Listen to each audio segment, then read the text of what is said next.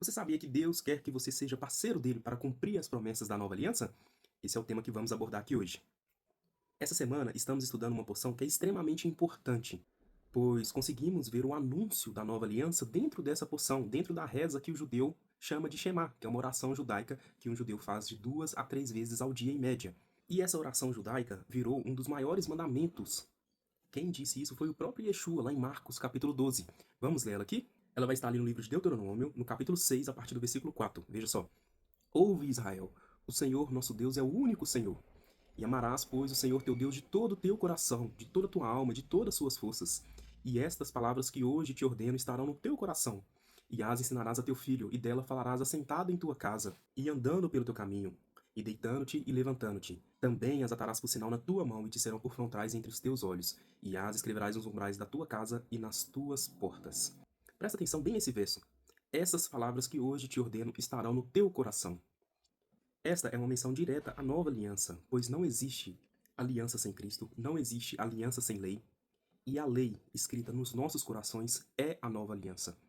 Ter a lei, ter os princípios, ter a justiça, ter a moral divina escrita nos nossos corações, essa é a essência da nova aliança. E mais para frente você vai ver que esse foi um dos objetivos de Yeshua, do próprio Jesus. O objetivo dele não foi somente perdoar pecados, mas um dos objetivos dele era escrever essas palavras, essa lei em nossos corações. Irmãos, quem tem a lei escrita em seus corações, e aqui a gente está falando não de tábuas, não de quadros, ou somente dentro da Bíblia, mas tendo ela dentro do seu coração, ela agora faz parte da sua natureza. Não é algo que só está fora, é algo que a partir de agora está dentro de você. A lei agora deixa de ser um peso na sua vida. Você não está mais debaixo da lei, porque quem está debaixo da lei é a pessoa que é pecadora. Para a pessoa que é pecadora, ela tem que estar debaixo da lei. Mas para você, essa lei passa a estar dentro de você. O justo, ele tem prazer na lei de Deus, mas para o ímpio, essa lei é um peso na sua vida. Eu vejo muitos ensinos falando que a lei acabou ou que a lei é só para o judeu. Muito cuidado com esse tipo de ensino, pois esses tipos de ensino se tornam incoerentes, porque a nova aliança é a lei escrita dentro de você. E até mesmo o objetivo desse vídeo, o objetivo desse estudo, é mostrar para você que a Bíblia é um livro extremamente profético, porque toda vez que o judeu declara durante o dia, e estas palavras estarão em teu coração, em meu coração, ele está declarando a nova aliança. Ele está declarando a promessa da nova aliança.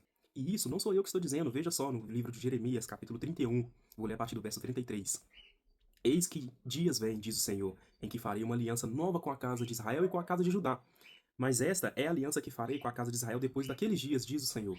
Porém a minha lei no seu interior, e as escrevereis no seu coração. E eu serei o Deus, o seu Deus, e eles serão o meu povo. E não os ensinarás mais cada um a seu próximo, nem cada um a seu irmão, dizendo: Conhecei ao Senhor, porque todos me conhecerão, desde o menor até o maior dele, diz o Senhor, porque lhes perdoarei a sua maldade e nunca mais me lembrarei dos seus pecados. Então, Deus promete aqui escrever a lei dentro do coração, como o texto mesmo diz. E isso é a nova promessa. Essa é a essência da nova aliança, uma alusão ao novo nascimento. E se você ainda quiser aprofundar mais, você lê o livro de Ezequiel no capítulo 36 e no capítulo 37, você vai ver que essa escrita ela tem o poder do Espírito de Deus. Ela enche o homem com o Espírito de Deus. Além disso, nesse texto que eu acabei de ler, Jeremias fala que essa nova aliança ela vai ter o poder de perdoar pecados. E se você estiver pegando, estiver entendendo esse estudo, você vai ver quem tem o poder de perdoar pecados. Você vai ver que o sacrifício de Yeshua, o sacrifício de Jesus, ele tem esse poder. Ele traz para nós esse perdão. E ainda dentro dessa promessa, você vai ver que vai ser algo universal. Todos vão conhecer Deus, desde o maior até o menor. Então, sobre esse texto, sobre essa promessa, você vai ver que Jesus e Yeshua, ele cumpriu vários aspectos dentro dessa promessa. Mas ainda existem alguns aspectos que ainda falta ser cumprido, que vão ser cumpridos. Para pensar um ponto. Você acha que hoje não precisa mais falar de Deus, que todo mundo já conhece Deus? Ainda não. Parte da nova aliança ainda vai ser cumprida. Parte da nova aliança ainda tem que se cumprir. Por exemplo, o que veio a se cumprir? A morte de Yeshua trouxe o perdão dos pecados, o enchimento do Espírito Santo por parte de Deus e na vida do homem, escrever a lei no seu coração, mudar a natureza do homem, o velho homem morrer e ressurgir um novo homem. Cada pessoa que convida Yeshua para sua vida, que convida Yeshua para fazer morada na sua vida, essa pessoa recebe a profecia da nova aliança. Mas ainda guardamos o momento que ele vai voltar, não como servo sofredor como foi, não montado em um jumento, mas agora como rei, montado em um cavalo, e ele vai implementar na terra o seu reino milenar.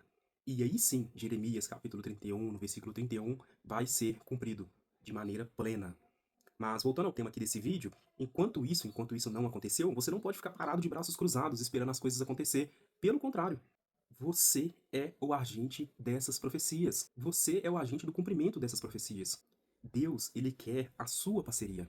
Eu já disse aqui em outros vídeos, se você pesquisar, você vai ver. Uma profecia, quando ela é dada, é para que você seja parceiro de Deus. Se essa profecia é uma profecia de juízo, ela serve para que você mude. Mas se essa profecia é uma profecia de bênçãos, é uma profecia de restauração, você é o parceiro de Deus nesse processo para que aconteça. Então isso é uma das principais diferenças que eu vejo de alguns estudos, de alguns meios de teologia, pois em relação às profecias, você tem que ser o parceiro de Deus em espalhar o conhecimento, em divulgar o conhecimento de Deus. E você só conhece Deus se você está familiarizado com a palavra de Deus, se você tem a palavra dentro de você.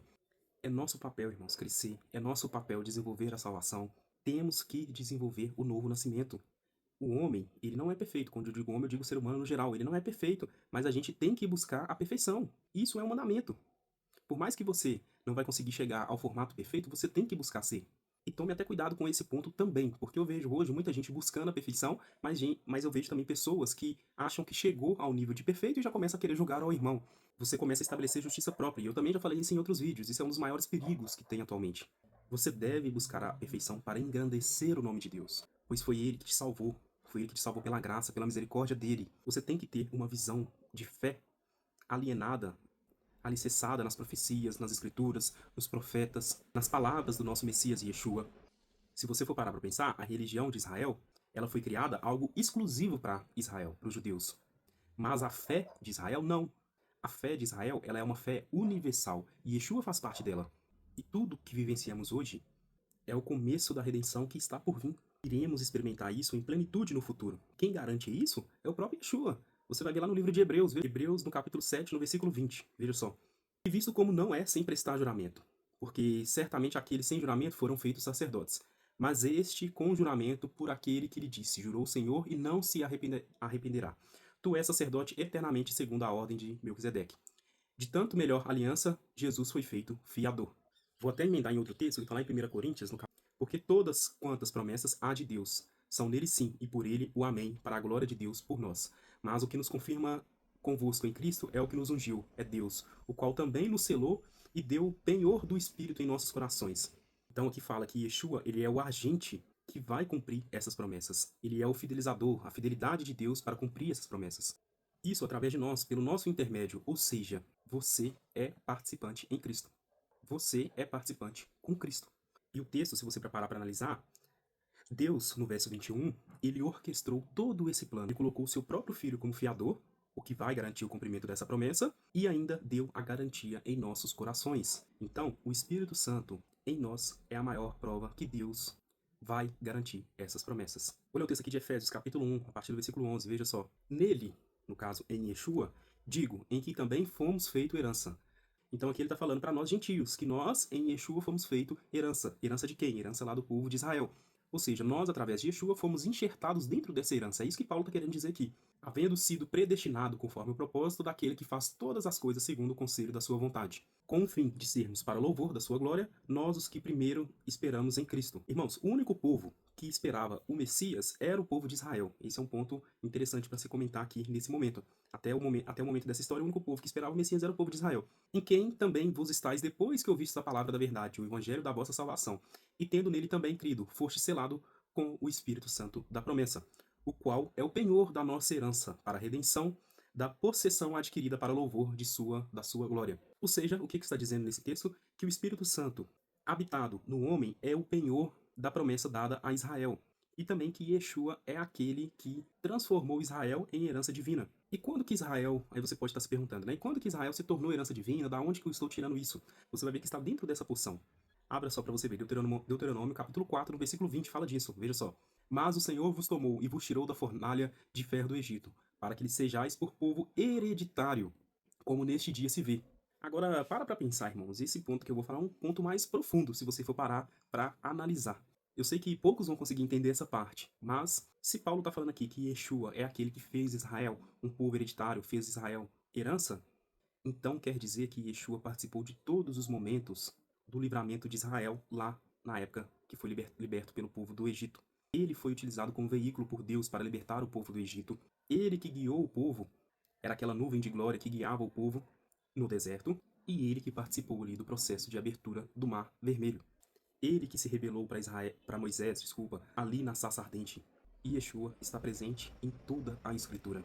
Isso é algo muito profundo que depois podemos até trazer um estudo sobre isso mais aprofundado. Então, para concluir, quando você ouve a mensagem da verdade, você convida Yeshua para fazer morada em seu coração, você é selado com esse Espírito de Deus, que é o penhor da herança dada a Israel. Você passa a vivenciar uma amostra daquilo que está por vir de maneira universal. Você passa a viver os dons de amanhã. Esses dons você passa a viver nos dias de hoje. E Yeshua até falava, né? O pão nosso de cada dia, se você for pegar até no grego, no original, o pão nosso do amanhã, dar-nos hoje. O que é isso? O que isso significa? É a dádiva de sermos transformados hoje, anunciando algo que está para acontecer. Aguardamos ansiosamente o dia que essa escrita será completa, onde que todos conhecerão Deus, onde que todos conhecerão o Eterno, pois terão a palavra, terão a Torá do Messias escrita em seus corações. Esta será a restauração de todas as coisas, que é falada lá no livro de Atos, capítulo 3, lá no versículo 21. E, irmãos, por último, um único detalhe. Isso vai acontecer com ou sem a sua ajuda. A promessa vai ser cumprida com ou sem a sua ajuda. Deus te dá a oportunidade de participar. Ele te dá a oportunidade de você ser parceiro dele. Mas ele respeita o seu livre-arbítrio. Você vai ver no livro de Esther que Mordecai fala com Esther. Diz o seguinte: Esther, Deus vai libertar o povo, com a sua ajuda ou sem a sua ajuda. Mas se você não ajudar, você vai perecer. Ou seja, Deus está te dando a oportunidade de ser parceiro dele, nesse cumprimento das bênçãos. Isso para que você seja abençoado. Mas você tem a opção de não querer. E se você não quiser, você perde a sua bênção. Olha só o que diz em Isaías, no capítulo 40. Vou ler aqui do versículo 9, a partir do versículo 9. Tu, ó Sião, que anuncia boas obras, sobe a um monte alto. Tu, ó Jerusalém, que anuncias boas obras, levanta tua voz fortemente. Levanta, não temas, e dizei à cidade de Judá: Eis aqui está o vosso Deus. Eis que o Senhor, Deus, virá com poder, e seu braço dominará por ele. Eis que o seu galardão está com ele, e o seu salário diante da sua face. Como pastor, apacentará o seu rebanho.